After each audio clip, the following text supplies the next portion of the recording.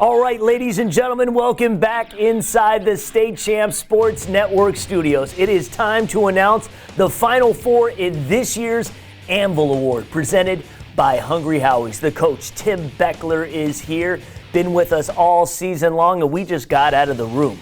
We just had an exhaustive discussion, breaking it down criteria by criteria in who would make it through to the Final Four. And your first go through this, it's really tough. It is very tough, and I was very impressed at how you guys ran it. It was a war room. Yeah, it was. It really was. The situation. And it was a thoroughly done process. Right. Yeah. We've got great kids, and just because the some did not make it, they're great players. First thing I want to get right out of the bat, our candidates, super strong this year and fantastic in terms of how you were able to represent your team. Many of you, almost all of you, are two-way players, and several of you, of course, still alive in the playoffs. All right, so without any further ado, let's get to who did make the Final Four. Take it away. Okay, Giovanni, El-Hadi from Sterling Heights, Stevenson.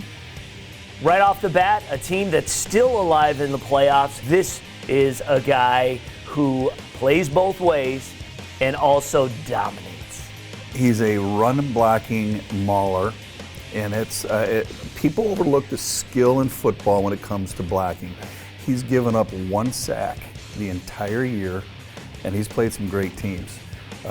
I'm very impressed with this young man. Absolutely, and he'll be taking his talents to Michigan, so we'll see how things work out the next level. So good on him. Who's number two?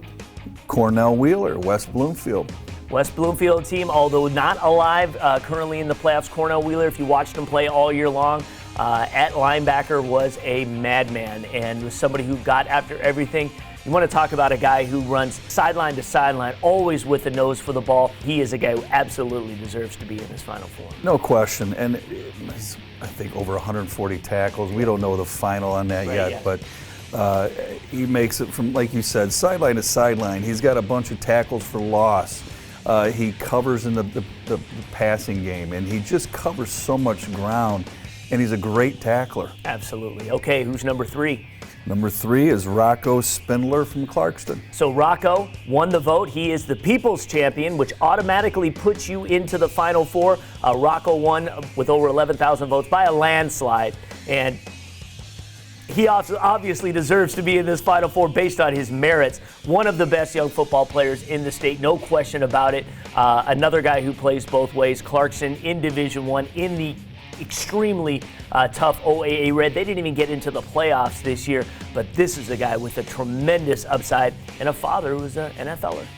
Right, and obviously big game performance and team success was lacking because, Clarkston just didn't have it this year.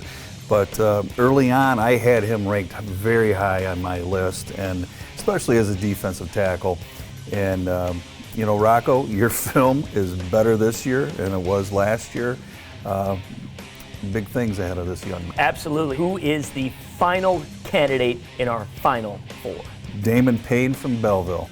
What can you say about the Belleville Tigers? Continuing to play, definitely the best team in the state. If you want to, go pound for pound, Muskegon would have something to say about that. Damon Payne is one of the highest recruited players in this state, and that's for good reason because his upside is huge. He is a behemoth of a young man. Yes, and his film has gotten a lot better as this year's progressed as opposed to last year. So he is getting better, and he makes explosive plays on defense.